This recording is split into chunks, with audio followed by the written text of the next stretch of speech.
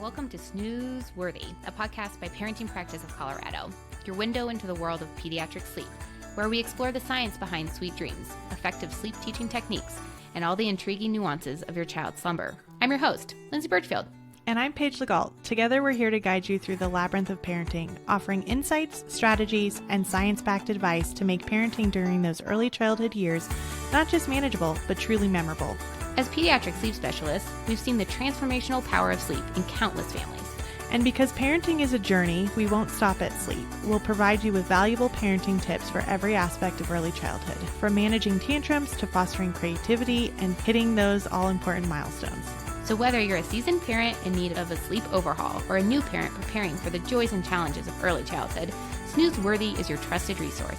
Join us as we unravel the science of sleep, share practical advice, and make parenting truly snooze-worthy. Hi there, and welcome back to Snooze Worthy. I'm Lindsay, joined by my amazing co-host, Paige, and today we're talking about something that comes up all the time in the summer, the late bedtime. Whether it's because the sun is still shining at 8:30 p.m. or your neighbors are barbecuing or you're just trying to soak up every minute of summer, bedtimes often start to slide. And then parents tell us, well, my kid just sleeps in later, so it's fine, right? Maybe. We hear this all the time, and it's so relatable. But here's the truth. Even if your child is getting the same number of hours of sleep, the timing of that sleep matters a lot more than parents realize. So let's talk about the circadian rhythm. Kids' bodies, especially toddlers and preschoolers, are biologically wired to go to bed early and wake up early. That rhythm helps regulate things like their growth hormones, melatonin production, and even emotional regulation the next day, which I think if you've had a toddler or preschooler, you know that for sure.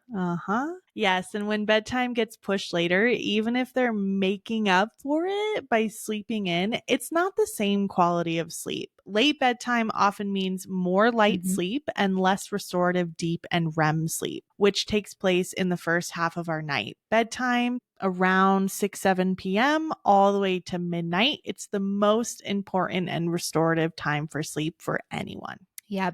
And young children experience strong sleep pressure that builds quickly due to their shorter awake windows that they can handle. Don't they? And rapid development. So when bedtime is pushed too late, this pressure can lead to a second wind, which you've seen the second wind, which is actually a spike in cortisol, which is the alertness hormone, which makes falling asleep and staying asleep that much harder. So research from the Journal of Sleep Research shows that overtired children fall asleep more restlessly and are prone to more night wakings. Yeah. And fixing early wakings often starts by shifting the entire sleep schedule early and rebuilding that body's natural rhythm. Exactly. So here's what parents usually start noticing after a few consecutive late nights: more tantrums or meltdowns during the day, early morning wake ups after a few days of late nights, think anywhere between 3 and 6 a.m., harder bedtimes, like the child is just a little top.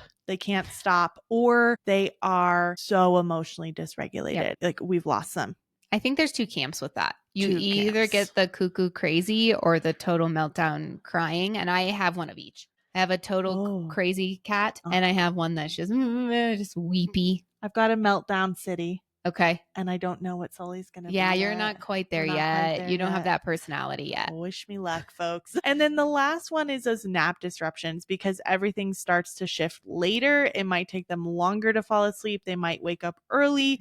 And then that just continues to roll over into the next 24 hours. Yep. And what it does is it creates a cycle that feels very hard to climb out of. Yeah. And summer makes it trickier because it stays light out later, activities run a lot later, and families just are a little bit more relaxed during the summer because they don't have to get up and out the door. Yep. Yeah. So here is what helps. Anchor that bedtime. Even if it shifts a little later, try to keep it within a 15 to 30 minute window from your normal time. Lighting.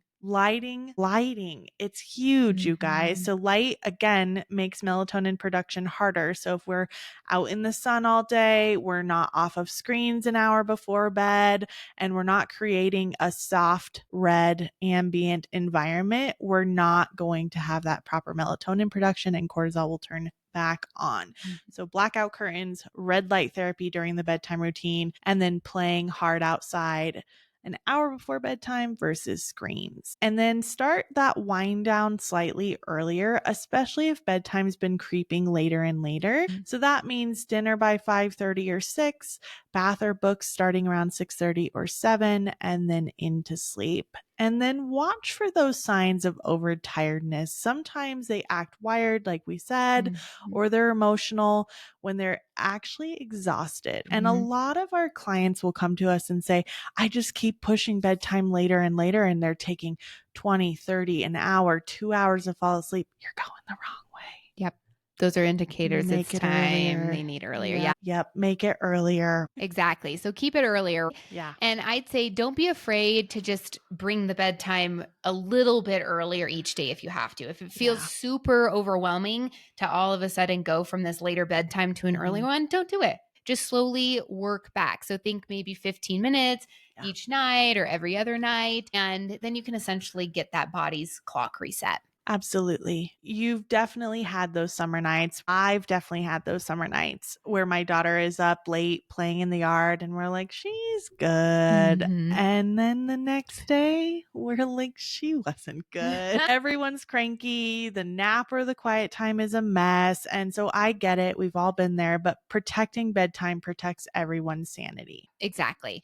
And summer can be fun and still have a rhythm. It's not about perfection, right? It's just about protecting the foundations. Absolutely. So the day's takeaway tips are try to keep your bedtime consistent even on weekdays or summer outings. If your child is waking cranky or skipping naps, check if bedtime drifted later and move it up. Use the light strategically. So expose your kids to sunlight in the morning and dim the house and make it ambient an hour before bed and get off those screens. And then gradually shift that bedtime earlier if needed. Don't try to move it up by an hour in one night. It ain't gonna work. Do it. And if late summer bedtimes have snuck into your house, you're not alone, but you don't have to stay stuck. So let us know in the Parenting Practice membership. If you're a member, shout out, have your bedtimes crept later for your family?